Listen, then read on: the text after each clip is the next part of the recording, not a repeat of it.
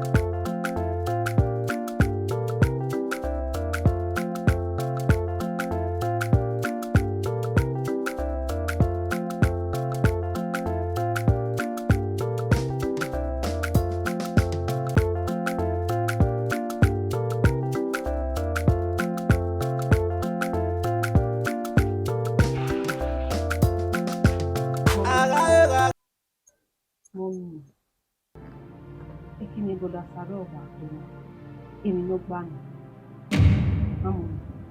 Àwọn ọmọ gbà máa yé.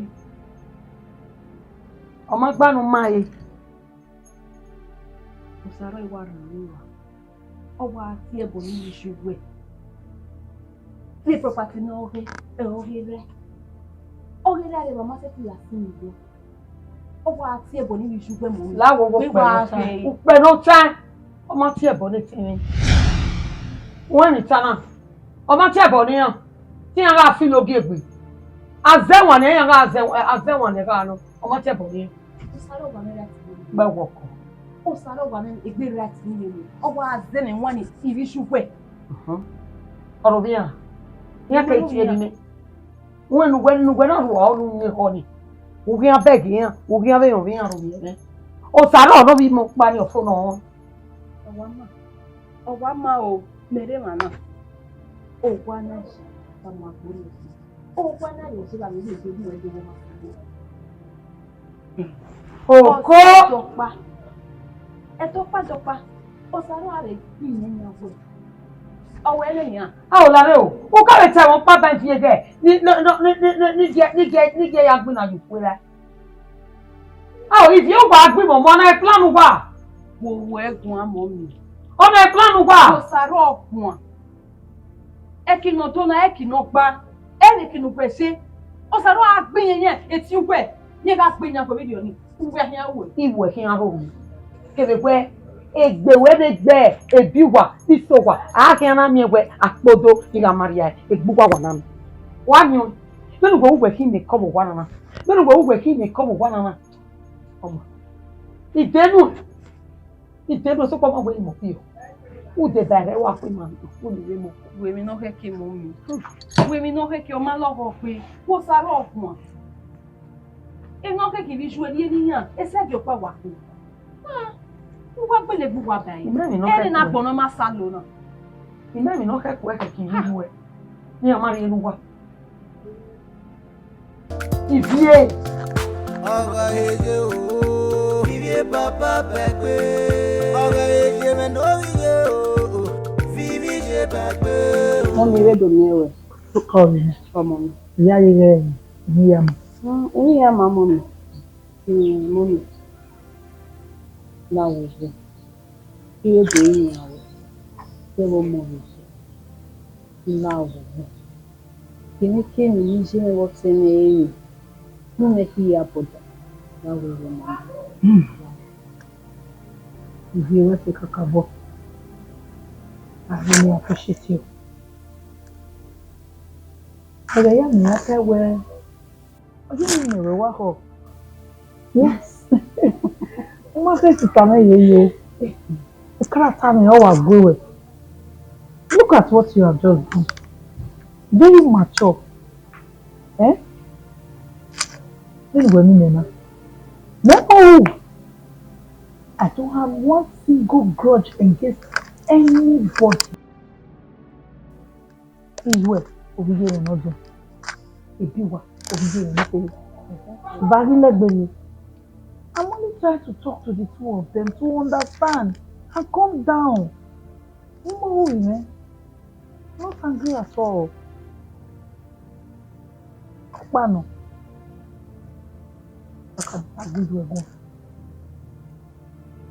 You are overreacting. The truth is, your mother is too greedy. That is the truth. Okay, any another one that money pepe. You pare ye wa mu. Assuming that you give you kwe pare kwe ayo. Uga ika ge wo dio. And so, uga hune uro ni keya. No na ye mo pa bia ni ra me. Eyin na wi pa mo ya. That's greediness. So agwegwan ho. Abo agwegwan ho. Mommy. Una ya ni be kama. Okay. Iye momo. Okay. Emi ya no sunu. I always say ya. Okay. So papa no. Ile gu egun. Inu cha. Ibe wa gun. So I so do you make him one down over. Okay. No we say you me. Evi. Ni wa gun say where you think. E go tell go. No ke wo go ni. Na wo no la o wo. Now, can you like I said before, you know, my dear, never go where when you already could do banner. So I'm not here at all. Okay, and if I tell you where I appreciate it, I'm just deceiving myself. I really appreciate this. It shows that you are really mature. Maturity will show now. So now when you were already by women man where one would the view while everything is going to be fine one day. And one day it's all going to come to an end and we will be one again. We'll be one big family again, happy family. Okay? Anything you have aware with done anything, just have it in mind that you have your big auntie behind you. I am solidly behind you, okay? Anything while they say where I just nothing. Oh, that's the moment. Mommy. Where's the mommy? Is the mommy? Come my darling. Papa Becky.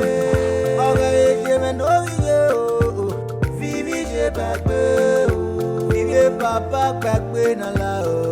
Papa Becky. Nakoga ukwe baba o. Iyen. Even tie weba. Or you wear. Emi no sununa, emi no rotwana. They said in the way you want, but my mom understand they said in the way you way. They not here. Iyen. Eka ma uma mi gwan kan. Emu kwe baba na tana, no rotwana na wa na simina na wa khonji na. They said in the way you way. Ah, brother. Then you kwe baba na eru kwe no. Chekwe hin. Ah? Ke mommy let you again here. Bebe no obu kwe. Okay, na mama ya pe na yokera. Wa agbe na yoke eri suwe. The man understand well. Ha. Okay, we ye na khame we. Imna ile liji me gbina ye emu ko na. We mi dan lo ti se me gyo deda mame. E wo yin ka mi me na. Brother. Ni gu we ko. I se ti gyo deda ma we. Obi se me na ro. O deda okay ma we. Okay ma we. Ivi. Wọ́n mú yàn wẹ̀yìn. Àsìyìnkú ẹ̀ òkú oníṣímà. Wí àtẹ̀lẹ́ máa bá wọn nù. Gbogbo àtànà yìí. Okay, no. Wà. Ó lè rí à. Ẹ lọ mú yàn wẹ̀. Ó jẹ́ lẹ́tà bò ní ó wẹ̀lẹ̀ mẹ́. Ẹ yọ gbò ẹ̀. Brother. Wow. Gbogbo bi. Umona dole ni tanya. You be gbowe. You be gbowe. Owa man le yo. E no po we. Bi no ko we lu apo we. O ma kan le. Ivie, tu ero we mena. Tu ero we mena. Ya push we. E yo mu we dia. Ya push we. Bi no ko kwa la po wa. Ire ma na go ya afio pa if you e kwa. Ya ku kwa. Ivie, iji mo biwe. Iji mo biwe. Iji mo biwe. Ire kwa na ko ma ru kwa die. Ko kwa we. Didn't walk a so what you have some what? No, what? You know, I'm not good when you big Bobby away. I'm not good when you big Bobby away. Who's wife here? Who's wife?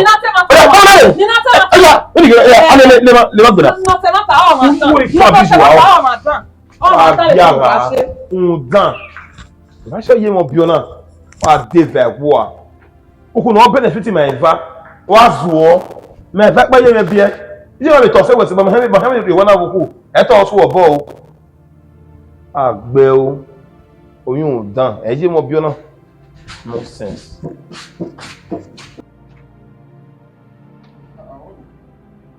No, sir. Never do you okay? We handle well, okay, this property issue one worry we want. For where? Why, where? Amaye wewe bime ateme no ge ijuwa yon we ni relax we ni ri gekere ni e ba yuwa do ekini megbinaji we madam landlady o ma o no ga o wa ni ma so ijuwa we ni me relax me so we yen mi ni a o oji me pause we ma trust you we me o te worry we no da emi no saro we there yo. This young way, you read kitchen, ya side kitchen, ya what protective kitchen. Maybe come again, maybe read cook. It can all the baby not the way. That one, I'll leave ya. Yes. It is our way, that. Yeah, we is Zuba. Yeah, come again, one must of Exactly. O moki me. Ah, o bien ni mama mi me. Anya. Well, we are going to one good book, this and our thing. Yeah, we had something me. Zayo, as I even make science away. You tell my love. I'll tell you, man. Go relax. Me, I agree now. A biwa time a tag. God knows.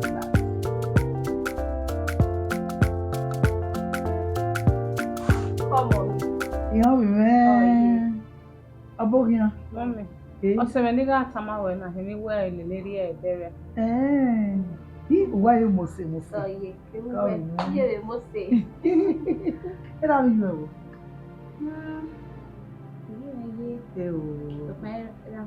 very sorry. Anya very one. I'll go there. Yeah, you're here, my lady. Look where they were not going. 2 to 3 days. 2 to 3 days, easy and what my worry. No, my cousin, no, easy. Always in hearing. So, if you are not the work, but no, just today, I will not go back. So, now cousin me, and I'm so close to him, not yet. And I will not see him. Ma, uka bogo me gba ore se. O da ni obo me yan owe me wa na. Iyen, she's the only princess. Mommy, omo he. Ije kwa. Omo ye ki ama bi ele lo momo no. Yes. Wa ye we la wodo iki aye we ati wo momo me. Me no wa na wa di gba se na. Ma bo pariwo. Yan le me wa ba yan le me wa so. Ipede ana ni ipede ba ngo wa ta ni wa be yan kan. Ye ki yari ba Yeah. Je la go. Oma, when on that best now. When I see Oma, Cabo me gba ore se o. Wa ki o kian son. Then wa pa ni wa pa. Then wa be ji wa be di pa ni do ni o kian son ma. In my house stay accommodations. Everything is well. Oma me. Oma ri o se we la wa. Abi me wa to ta kere won. When the car come out when Oma. baby allow one. My dear. Ededeme.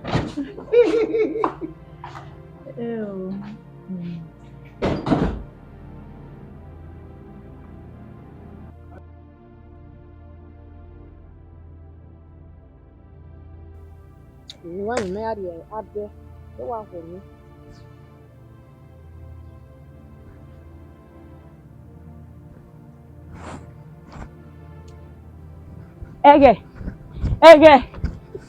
Ege, guess what? Oya go for it. Just guess. When you go guess, tamane, what? Ege, yeah. You go guess, what tamane na? Ino sawa call me. Oda call me food. Okay no. No sa call me, we ato ibi ato ge ma we a. O se won kwin na. E matter. What you win here? What am I with tamane? What we win? O ma ta we win mi ropa. O we ni no me we dia mi body ma la jan e wicked no. Why tamane? Okay, ma for me. Yeah, the toge at first. You want from you. Get the way. You get to work where Macho now. You want to come with Jane no go make cow any. Hey, hello, why? Even we wash it. Eh? Any time where okay, they are taking a juke more. Yeah, free by weekend. What am I way? My pop, you understand? We are tired. I go one moment. When get here, I can ask Take dare vega no na urere we na o Messi. Nwe no ka sununia, nwa mume. So ma ya o je ya ke. Everybody they are not the same. Na. Mama de nu when you na. Wa no call you. Ni call e. Ni ma we baba na. E call e baba na. Later call you. Ma we see. E ga fok be mala kele ni ya we. Ani se na. Wa form. Anu we mu e. Nwa mu e. Ma ni ko wa ku yin yan na e. E ma de ba wa ko se. Oni se. Wa yo iwo. E we ya le la e. Ya ki aye.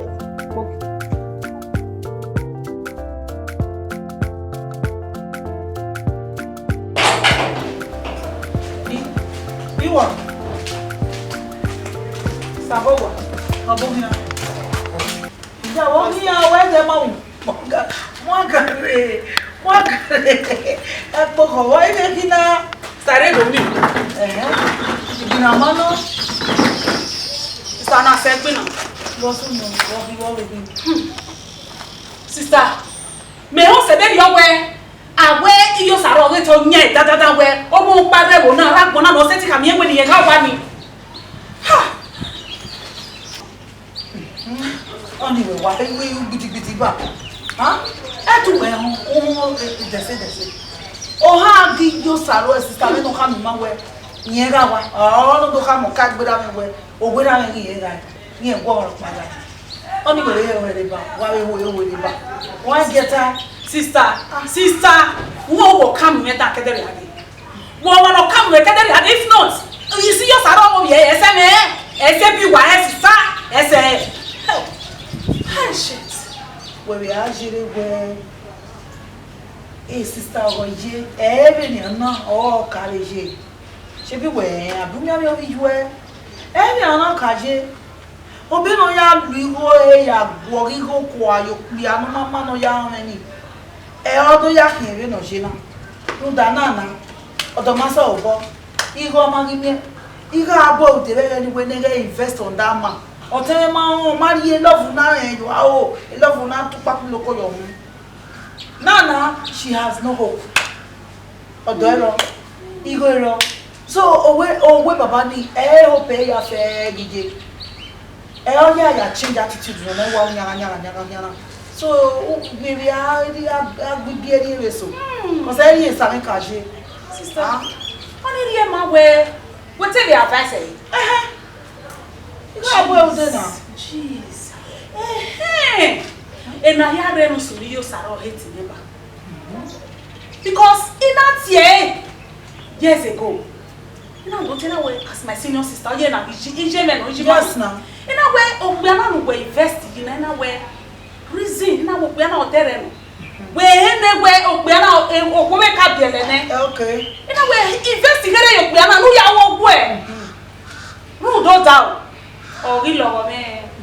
I walk away that way and manage next element. Okay. See me only maybe to more area.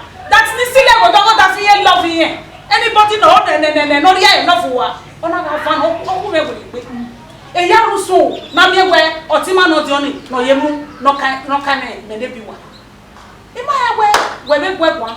Hey, go one here. Obe no ya vewe obele gbe ani mo bi ori na we. Do wa je na gwe do lo ji ogaberi asisi wa wo gbaruwe ba. Uwe do li yeso yibo. Fine. Obe we no am go no wa ya bolo wa le na mi ki ya we bi ya na we sister. Ina we have a rethink. Okay. Have a rethink. Okay. Because I say I ever or when you see here. Okay, so now okay. Everybody I can pass. So I put all that into consideration. Now we are pity ne. Kere iwa be awu nyama lele. Iwa be tai na we awa be se won. Eri wa be yakun. Sister na we du ki am yakun. Okay, we ni mai wa se ania. We ni okay this time we ya fi popo. We ya fi gbe popo yun. Popo yun mo e be gbe ya mi gbe na. I've asked you time without number. Are you hungry? No. Oh, one is David nothing. So let's do it gently. No guy in that dog. I must go one. You know where there no now be given.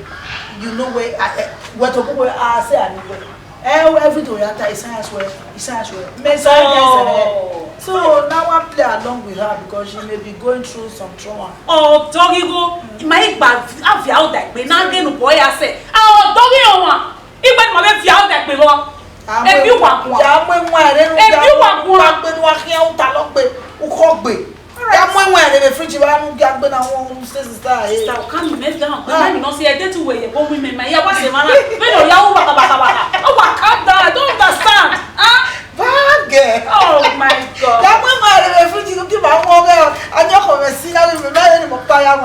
All right, I'm coming. If you want to call up, no, no, you're correct.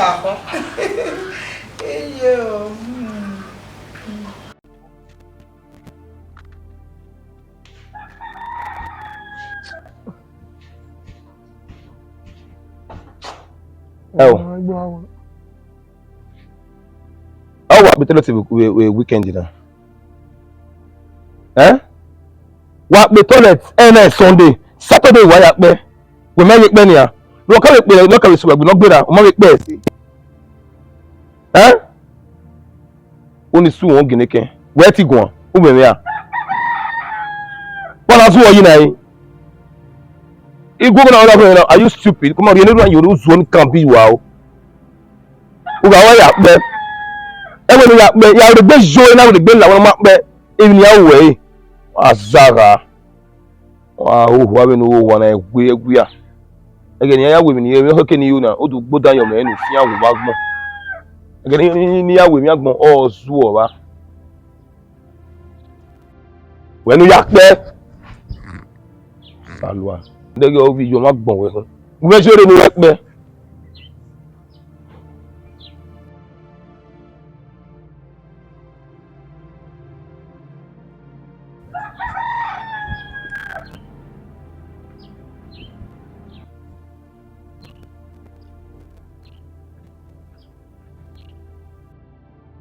What's on that way? Man, no, you know, Rimana, worry. Oh, we are when I be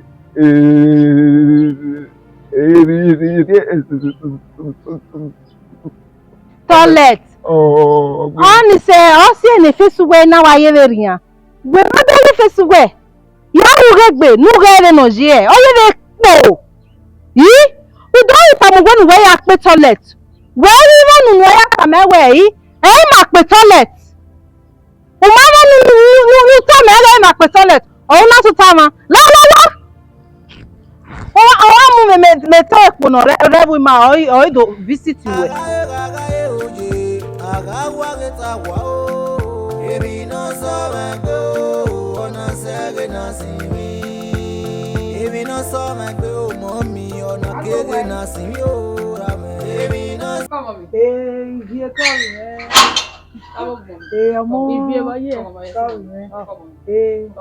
Mommy Merowa.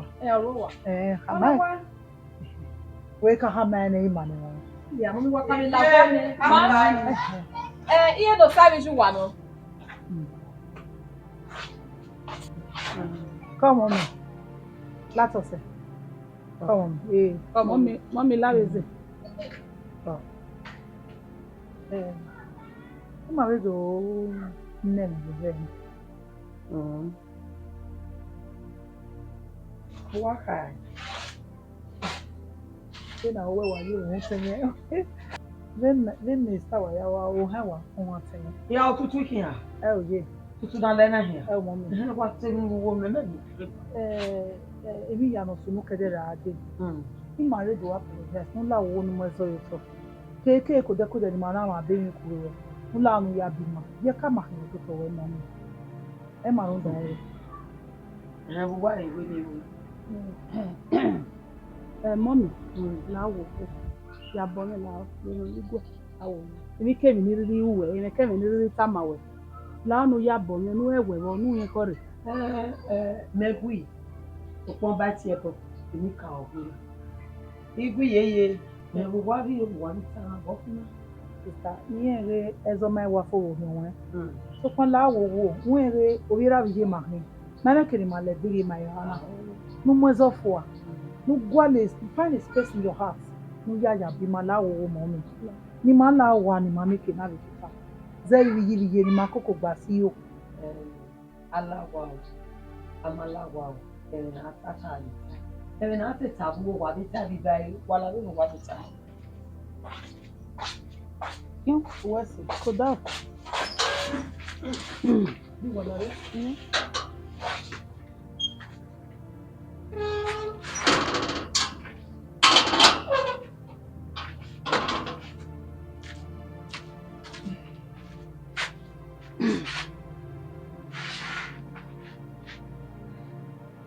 D'accord. Zero ni mata eba mari do mewe. O te ke we ni mari pale baba. Ni mate do ta mai tani wa ni. Lero na we e wana mahia to ta ina ta. I do boero. Ini manu daere. O e we the right of ba e mahia me do wana. My ha, very my dear. My hanana, the right of woman. Ni ma do to be man, ma yen wire, co ma rock with him. Who is way all one? Very what him man do. Who is when day of power number? My one of fear is saying, he may veer, the be what vieva. Okma, otorere mana. Otonanya, amurame, amuyirani. You want to top away there. Just use your initiative. No, you have to be away, guys. That's what Imano do. Mama worry. So, money, man, say, we, a man, I ran who's there. You know, she way. Right, a man, diary. Oh, no, what, Tana. Me made a good bay. A roll agenda.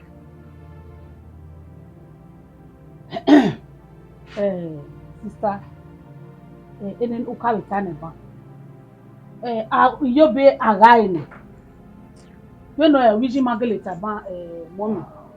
O rigbeno. We vise. Ise no pa. Owa ori ma wo bi je mi. Yen ga vie me ri vieva.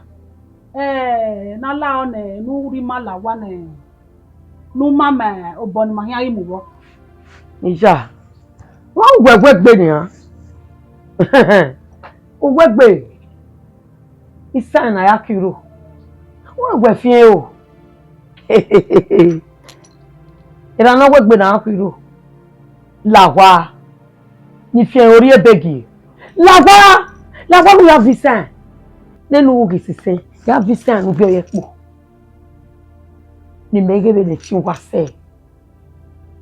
O sister no na wa wono nana. Where ga ko ira me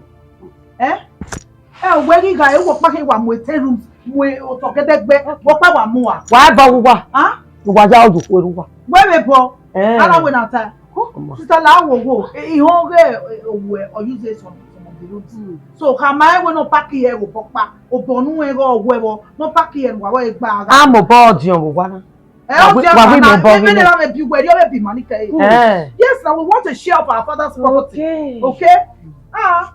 How do you know? What part we tell 100 by 100 with 10 rooms? Mega, mega. Agaye oje, agawa getawa o. Ebi no so magbe o, ona sege na simi. Ebi no so magbe o, mommy, ona kege na simi o rame. Ebi no so magbe o, ona sege na simi. Ukwe papa, ona norion pamu. Ukwe je, ona norion pamu. Ukwe baba o, ona norion pamu. Iye o.